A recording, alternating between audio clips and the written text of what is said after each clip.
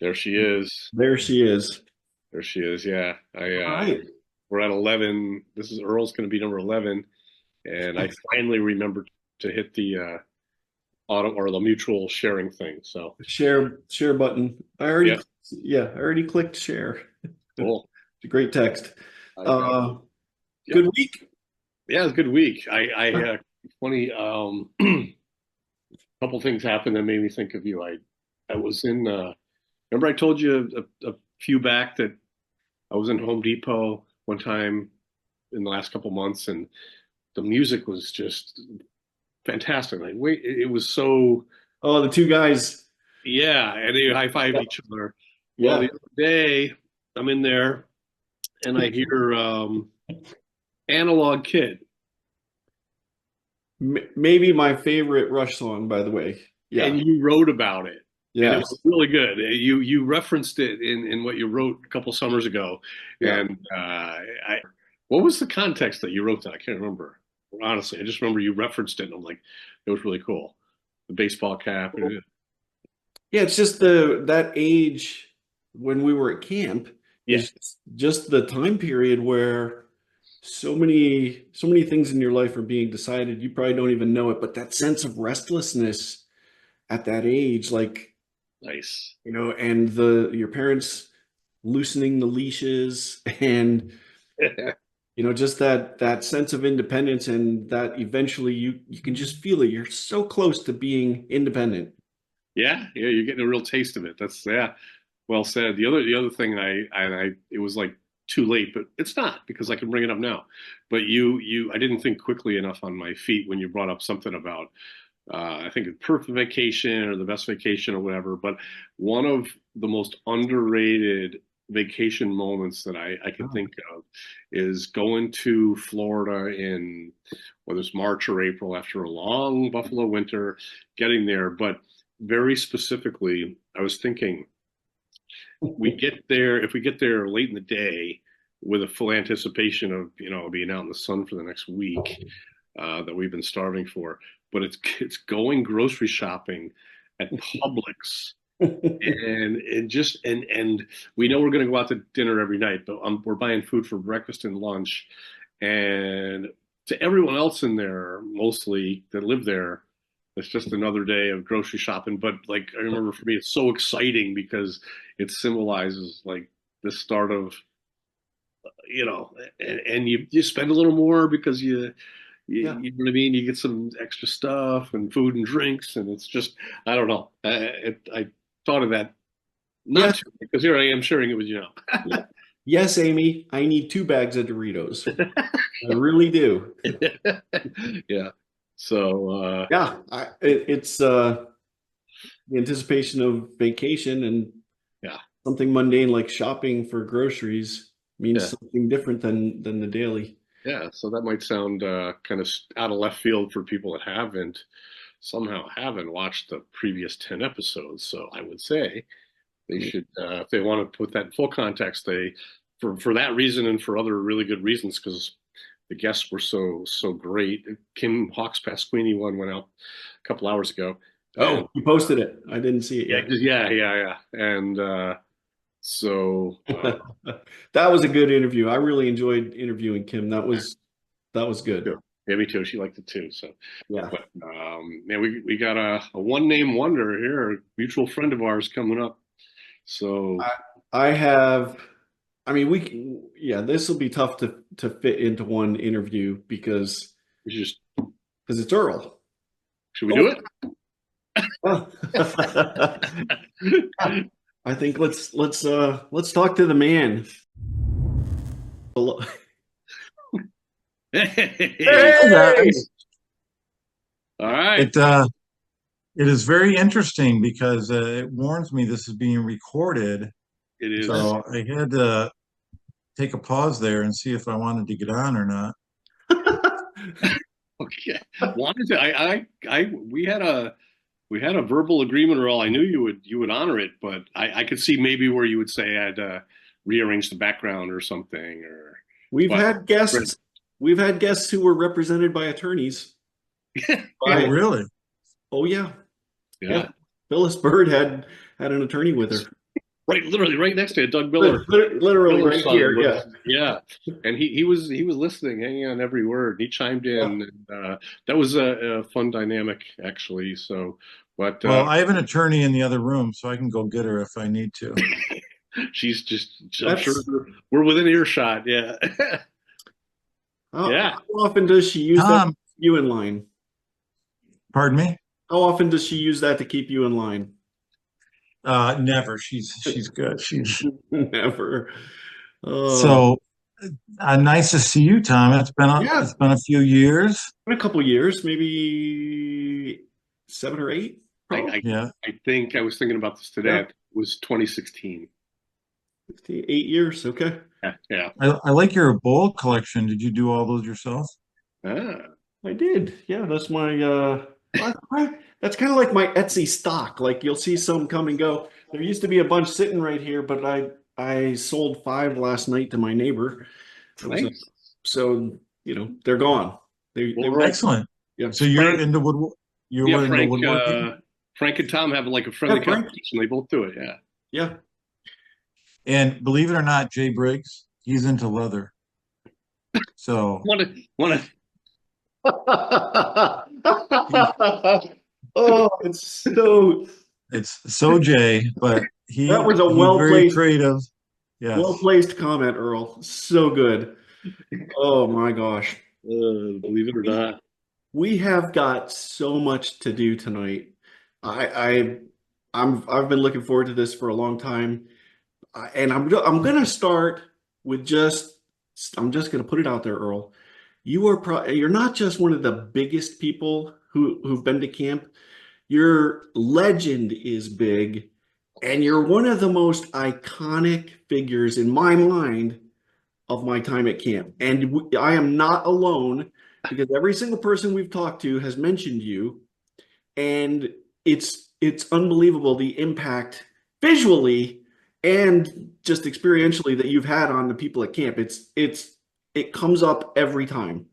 Yeah, I'll chime in here, Earl, too, because I'm looking forward to this because naturally, you and I, we've been friends for so long. We see each other from time to time. We do Zoom calls and stuff. But Tom and I are teeing up some questions for you that I don't think I've ever asked you before. And but what Tom was saying, by example, the last 2 guests we had, it was Kim Hawks Pasquini, and the one before that was Cliff Thompson. And your name came up a couple times, and in both cases, each of them just Yeah. chimed in. They went Earl, like that little Earl. drone, like without hesitation. So yeah, it. Well, You're I find that hard to believe. I just felt like I, kind of wandered around the camp and did every job almost. just so you And know, we're going to uncomfortably dig into that tonight. Okay? No apology. okay. But and my goal would be to help you overcome this misunderstanding of yourself because people love you and you're unforgettable. Period. Yep, uncomfortably long hugs and uncomfortable questions, and Yes. Tom's the master of that. Yes, I'm on You I this. wish we could hug.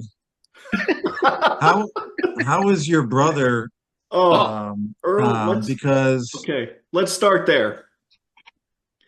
Don he's a says, Houghton memory.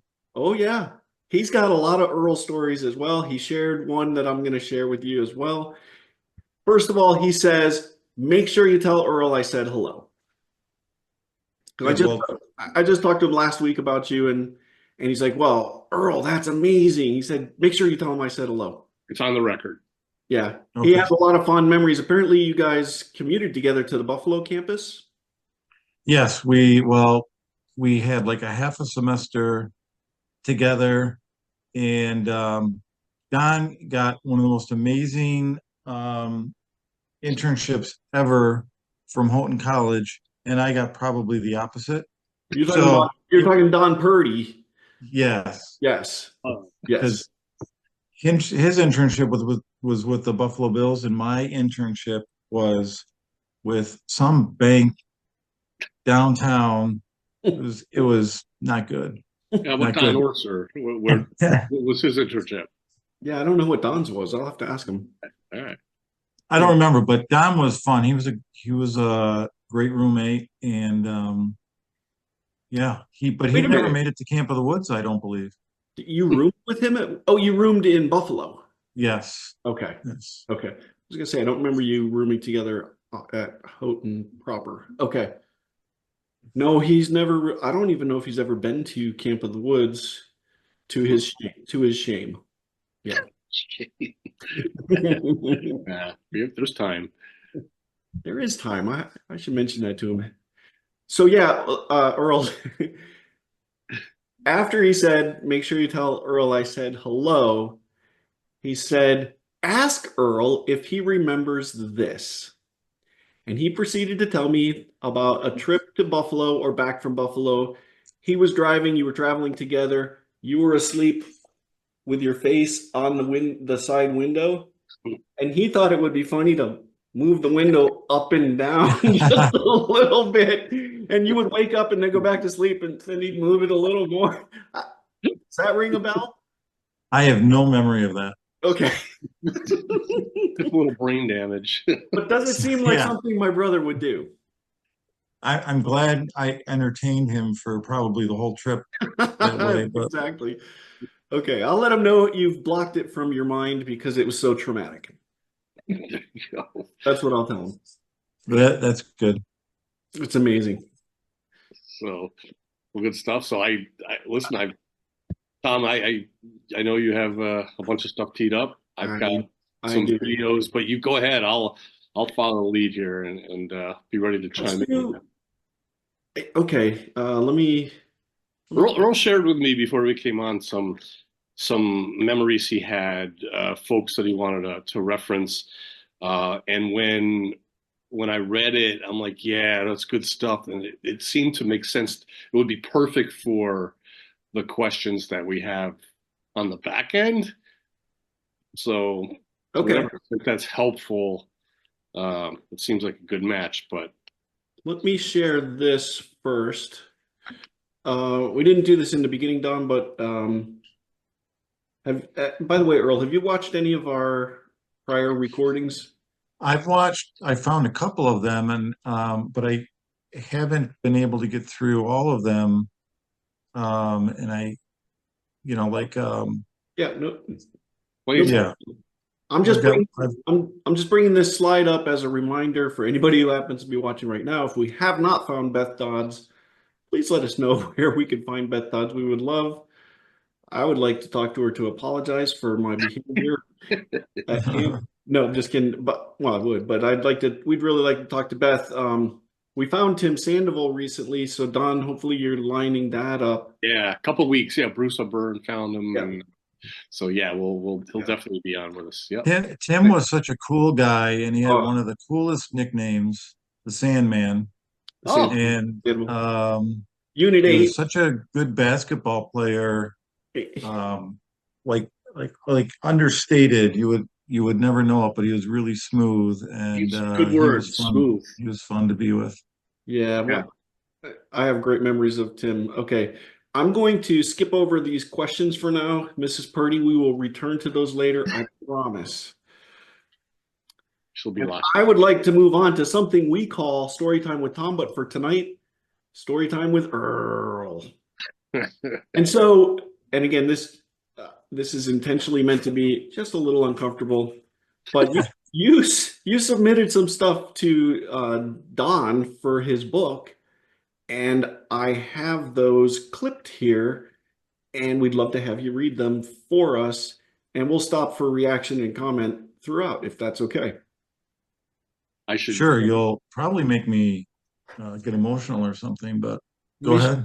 Mission accomplished. Oh no, I would say, oh man, yeah, when I read this, I felt it. Yeah, But it's a great story, though. it is. Great. It's a great story. I think it gives. Well, we'll dig into it, but I think it gives a lot of insight into who you are, Earl, which is amazing. So Yeah, I would say a couple things too. Number one, full disclosure, Earl was one of three people that edited the book, and he's got his fingerprints all over it in ways that in very tactful ways. Um, would ask questions here, suggest this, change a word. And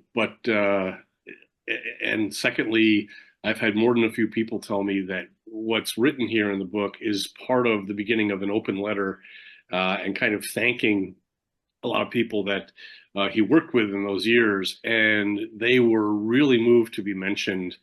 Phil Danielson, Dave Hughes, and a few others reached out to me and like, oh my gosh, I got so excited when I read my name from Earl remembering me. But anyway, that said, I'll turn it over here. Yeah, and I do feel bad because I know I left a bunch of people off the list, and there was just so many. So I just wanted to, and everybody has their own names. That's what was so great about camp. Yeah. Mm-hmm. And I think like a lot of people are proud of their alma mater and consider themselves an alum of somewhere. Mhm. I think I'm an alum of Camp of the Woods, really. Mhm. I love It's that. what's more important to me than high school or college or anything else. I love that. Yep. So it was great, which is, I guess, why I went back for like 6 or 7 years. Yeah. Well, no, what I did Earl, not. yeah. I did not include the list of names for sake of time because this is quite a bit to read anyway. But it's in the book. So if you don't have Don's book, why not get the book?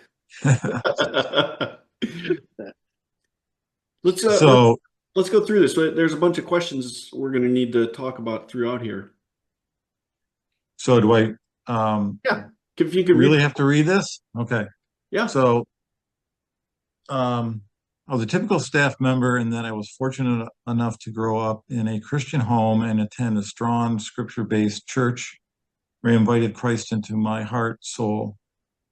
I was baptized at 14 by my own tears as much as by the baptismal baptismal pool. I knew I was blessed at home. So, yeah, I think that was really true. I had a Yeah. great home church and a very real conversion, blessed to do so at a young age. And when you're talking about baptized by your own tears, I think you're getting into some of the bullying that you're describing here. Is that right? No, I remember being Oh. baptized and being very serious about it and being emotional that Oh. I don't usually, I'm not usually emotional and I don't usually cry, but it was, I remember it um, in a way like it was yesterday. Hmm. And yeah, so it was just, I was very fortunate to get off to that start and have a good youth group, and really what generated it all is I started to realize some people were kind of being different people, one person in school and one person in church. Hmm. And I just decided on my own that I didn't really want to be, I wanted to try not to be hypocritical. And I believed it for my own. And so anyway, that was That's the interesting. story of my baptism. So first of all, I'm glad I asked because that's not how I read that. Um, but I'm going to challenge you about saying you're not very emotional. What you wrote here is very emotional, and I think maybe you can rethink that because it's amazing. First of all, that you opened up and started telling this, and Don put it in his book. So I mean, a lot of people have read this and appreciated your insight into this time in your life to know that you were blessed with what the home that you were brought into. Because I think Don and I both feel the same as you do, obviously, what you wrote here. Because Mhm. I mean, my family was fantastic to be born into, and the life that I was given because of that. So, Mhm. but you're recognizing that and writing it. I would challenge that you're not an emotional person, maybe not overly emotional. Well, and I think in many ways, when we arrived at camp pretty early, like, 15, it might have been my first summer. And so we were all at that age. And in a way, a lot of us were like misfit toys. We going through, that that time when everybody's a little bit of a misfit, I think. Yeah. And so this story here, it wasn't just my story. I think it was some other people's story. And I think that um, some were blessed to be in a different place than others. I went to what I thought it wasn't a real terrible high school, but it was just like typical Typical, yeah. typical experience. And at the time, my I think I was about 6'3" or 6'4" already when I was 15. I unfortunately didn't grow much after that, or um, if you're going to be tall, you might as well be really, really tall and Sure. and play some college basketball or something. But I was about 6'3" or 4", and I weighed about 98 pounds. And so that was one of my issues, and generated the bullying that I had from I guess in kind of junior high school age. Okay. That obviously changed. I can testify that it changed because we were on the baseball team together at Houghton. Do you remember this insane drill? I forget who the coach was. He was the basketball coach who they made coach baseball. Do you remember him? Yes, and he was a terrible he was not a good coach. And Tom, I am so sorry for that. I didn't even remember that until you just brought that Well, up, and I was like, oh yeah. he had this stupid, it should have been a football drill. It was like a Mhm. Red Robin thing where we had to break through a line. It's baseball. And we're doing some kind of Red Robin breakthrough. And I got paired up with Earl, who easily tackled me. I landed on my shoulder and ended up separating my shoulder, which, No way. yeah, it was bad, not because Earl was intentionally doing anything, just because of the size differential, which I'm pointing out the difference from when you were in high school, 98 pounds at 6'4". I don't know how tall you were at Houghton. You must have been 6'4", 6'5". And you obviously had been lifting weights extensively at that point because you really filled in. Yeah, he bulked up. I remember. Well, and I'm sorry about that, Tom. That was the stupidest thing I ever. It's like he was going to toughen up his baseball team, like we were going to get in a lot It, of brawls or something. And exactly. It was so dumb. Let me just take the weight off of you. That was one of the best things that ever happened to me because I was not a great baseball player to begin with. He then had me I was the pinch runner for the rest of the season because I couldn't really feel. And I think not that they kept track, but I'm pretty sure I set the stolen base record at Houghton College my season because every time I would get pinched hit onto base, he would have me steal every base, including home, every time. Including Just like, well, yeah, good. and so I just kept stealing bases and no one, and I tell everybody I separated my shoulder and I got to set a record for the stolen bases. I even got to steal home in front of my relatives when we went to Florida. nice. Anyway, so That's great, Tom. I had forgotten about that. yeah, and that was this shoulder, and it's perfectly fine. This shoulder, on the other hand, is killing me. Stage. But Oh, oh, good. So there's no I think that's lingering from injury from throwing. that. I think that's from my throwing arm. Yeah. So no, nothing left over from that. So don't worry about it. We're not going to finish reading the rest of this here. Tell me about your friend Scott Gibson that you referenced. Yes, Scott lived 5 houses away from me, and we met when we were 6 years old. And he was my best neighborhood friend. And so I would have never known about Camp of the Woods, except that his family went to camp every year. And one year convinced my family, and my family was not a vacationing family. I don't remember any vacations. We never went to Disneyland. We never, or Disney Okay. World. We never. My parents were homebodies, and I probably never made it 50 miles from my house until I was uh, 15 years old and went to camp. But um, so one year uh, his parents, who went to our church, actually convinced my parents to go to camp. And so we went up there for one summer, or I think it was maybe just a weekend, and it didn't take for my parents. They never went back, but it took for me. And then the next year, when we were old enough, Scott and I went to work at camp. So he worked So there as well. yes, Okay. I And saw what? Scott this summer. I saw when we went up there. His family happened to be there, and I saw him. It was nice to. I had seen him on a Zoom call, Earl, that you put together once, but it was great to see him in person and his whole family.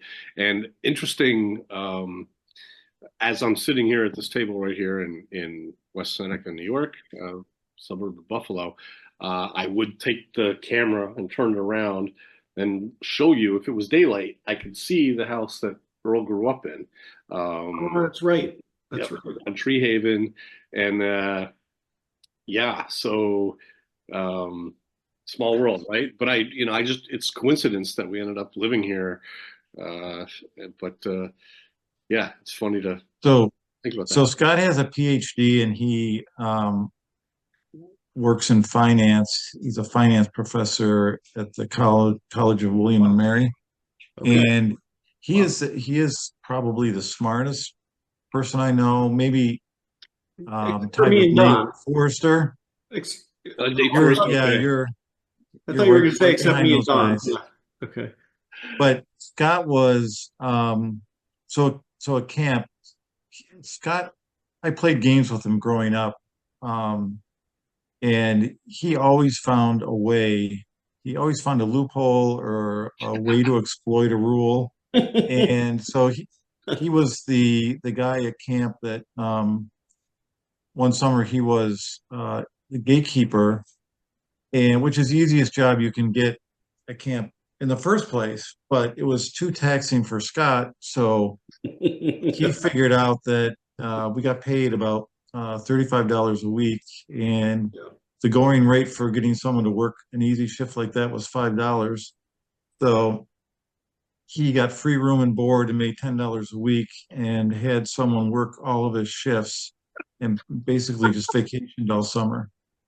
Okay, wow, that's entrepreneurial. That's funny. That is amazing.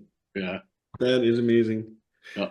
So Good that's fans. that's interesting. That's how you got to camp. Have you ever wondered what if you had never met Scott? Because I have wondered what if I had never met Don Purdy, because that's how I got to camp. Yeah, I would have likely never have heard of Camp of the Woods. Hmm.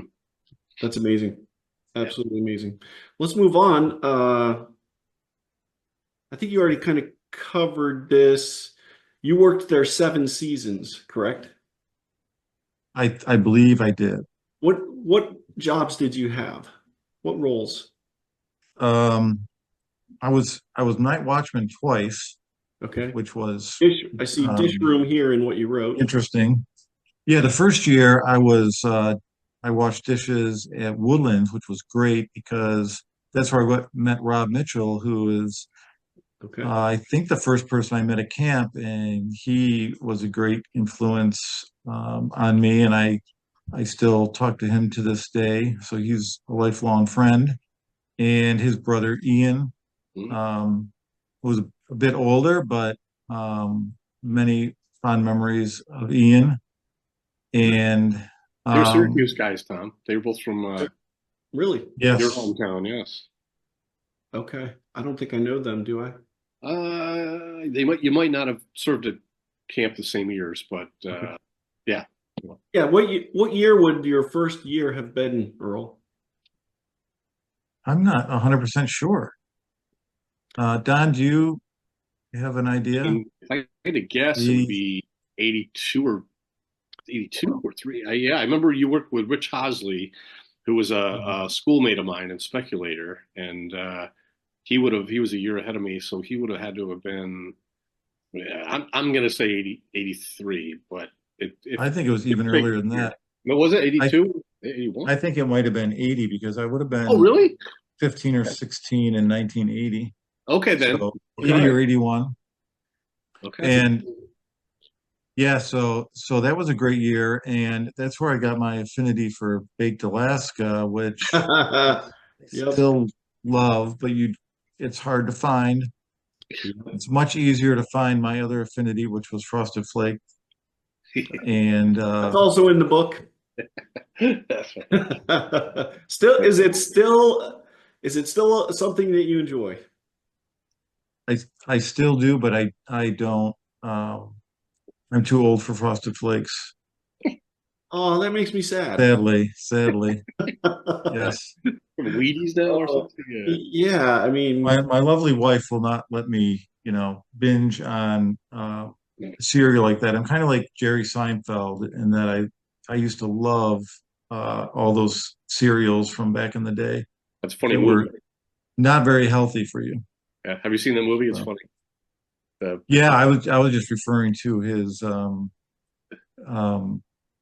Seinfeld and he's just a well-known yeah, serial addict. yeah, yeah. serial addict. I Yep. love Good stuff. But yeah, you had quite the metabolism. But it. Okay, let's go ahead and read this page. It, we've already covered some of this in prior recordings, but the way you worded it is amazing. I arrived that summer and moved into a place called Boys Park, where conditions were not much better than cabins in rural Appalachia. And you know what? I feel bad because I've never been to rural Appalachia, so how do I know? That's a But I good point. saw that, You're disparaging rural Appalachia as not having been there. I think although we I could did make see a that pretty good movie guess, about the though. vice president, the current vice president, Oh, yeah, hillbilly Elegy. elegy. Yeah, So, and so, you know, I think it's a good analogy. sounds I right. love it. I love it. No matter was not about cold showers, uncomfortable bunks, unbearable black flies, bumpy dirt paths, or even dangerous rock wars. So here we are That with summer, rock pardon wars. me, We're at these rock wars again. What is going on? And people are throwing rocks at each other. Uh, I have no idea. But before camp, we used to go out with BB guns and shoot at each other in the woods by my house. So maybe It's I, this I think mentality. young men are not too bright to begin with. Right. I think you've just solved the mystery. Young men are not too bright. Okay. All right, go And ahead. then also, that's another Scott Gibson story because I remember Scott Gibson used to, Throw rock. we'd always be building a fire because we were, Okay. what do you call Pyromaniacs. pyromaniacs a bit. And Globin, globin. he would throw in aerosol cans and explode. So how we remained unscathed through those years, I'm not sure. I Cliff don't even, Thompson had a great story about that a couple episodes ago. Yeah, they set a tree on fire actually doing that. yeah. Oh my gosh. So And I appreciate your father more and more because he he was so calm and he had all these crazy kids running around. I don't know. I would have a spy everywhere Here's what I just suspect. trying to keep people safe. Here's what I suspect, Don. Tell me I'm wrong. Your dad was calm because he knew everything we would ever think of because he did it himself first. there's some truth to that, I'm sure. Okay. I You feel can get him to fess up on some things. Actually, since this whole book journey started, it's opened up, and him going back to camp, it's opened up things that he had, and he'll admit some of those things that he did that I go, really? Yeah, yeah. So yeah, you're, yes, you're you're on the right path there. Yeah. that's amazing.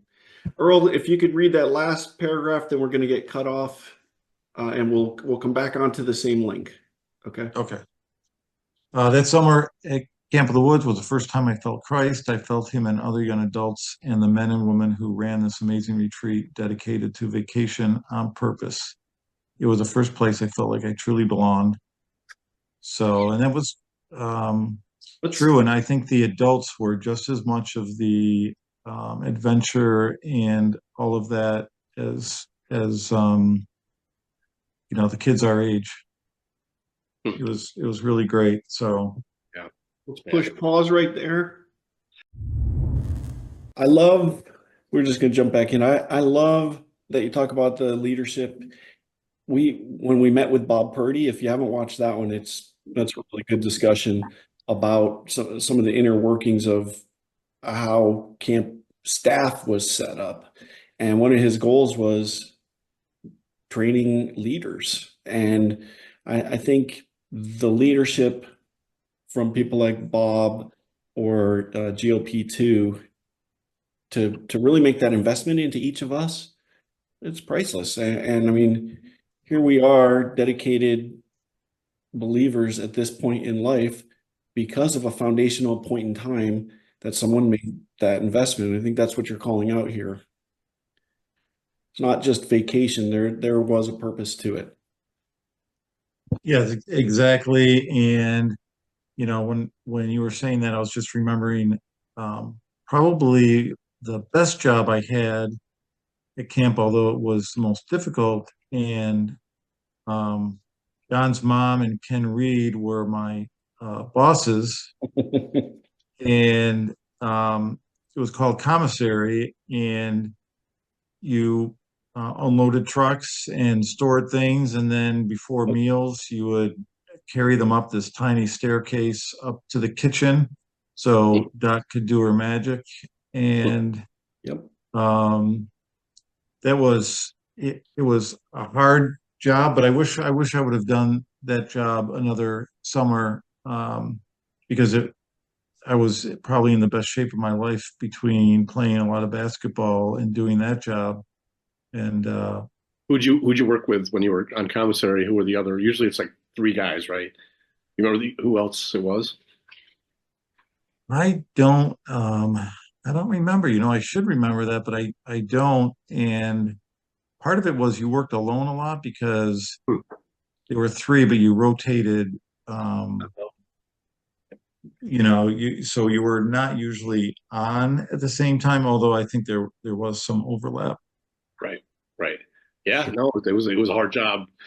Tom brought up my Uncle Bob, but when he second time I'm telling the story now, but when worked on staff and he had a choice of any job, he chose that one just to because it was the hardest job, just to show everyone that he wasn't privileged, so to speak. But yeah, he took that on. So good stuff. So doing that job, I saw Ken Reed every day and your mom pretty much every day. And so they were great to work with. And then another job I had was assistant manager of the snack shop for the teepee. Oh, And so that was working with Mr. Ballman, oh, and he was amazing. He was a great Yep. and another person I thought of that I didn't put on the list who I really looked up to was Mark August, and Hmm. I still remember his laugh. He had the best laugh, and he was uh, he worked alongside Mr. Ballman Yep. for at least a year or longer, and I thought he was a great guy, and Yeah. I Infectious think personality. Yeah. and Mark and his wife Cheryl, they bought the Briggs's old home, No kidding. and yeah, and I think of Mr. and Mrs. Briggs a lot, and I just talked to Mrs. Briggs the other day, Uh, and just to thank her because they were she was like my mom away from home for all those summers, and we started coming up and working in pre-seasons, and we would spend a lot of time at Jay's house. And so even though um, the Briggs were never on staff, I consider them Camp of the Woods family as well. sure. I remember when Steve Bain shared with me his postseason experience. Tom did as well, but Steve was a couple of years after that. But I remember he said he was splitting wood during the week for Mr. Briggs, and then so he's working at camp during the day, but then on nights or weekends or whatever, he was splitting wood there. and that Mrs. Briggs was helping him with his resume as he, the postseason experience was a temporary 1 or 2 year thing. But I just thought that was really interesting that she would, they would have that deal where she helped with a resume toward his future. And of course, he had his great career in like the food industry, right? Earl, you probably know more about it. I know you're close friends with Steve. Yeah, and Steve is so reliable and um, such a such a great has such a great work ethic. He always had. He's been working with the same company for many years. Yeah, So yes, Steve's another lifelong friend that I keep up with. yeah. So Mrs. Briggs is another camp-related adult who's investing into people. I love that. Yeah. Something in the Adirondack air, it must be. Hmm. Let's read. I think we've got 2 more pages of this. The next page I don't think is very long. Do you want to read this one too? Like so many others, I have hundreds of personal Camp of the Woods stories to share. No doubt many entertaining stories will be written, so I will try to capture what being staff on Camp of the Woods meant to me and many of my fellow young adults. At its core, this is simply a thank you letter. When I look back at my hundreds of stories, I know that every one of the other 200 young men and women have their own hundreds of stories. It is my treasure trove of good memories that every person should have. Yeah, we've talked a little bit about this, Don, where we have so many amazing memories and just I think I wrote like in I forget which gospel it says about the disciples. There's so many things they did, all the pages of all the books in the world couldn't contain it. When you start adding up all the young men and women who worked at camp and all the stories that they have to share, it's a huge collection of amazing memories, like Earl's pointing out. No doubt. Yep. Yep. We barely scratched the surface on it, but I Yes. felt like we did a good job of capturing a good base. But you're right, so much more. All right, wrap us up here, Earl, on this one. I'm sure there were days when the sun didn't shine, but whenever I think back, the sky was clear and the sun was bright and warm. I have no complaints at all and wouldn't change a thing. Nice. So, Good yeah. stuff. Yeah, Well, that's go ahead. I'm going to share while you do that. yeah. I'm going to stop sharing because we're going to move on.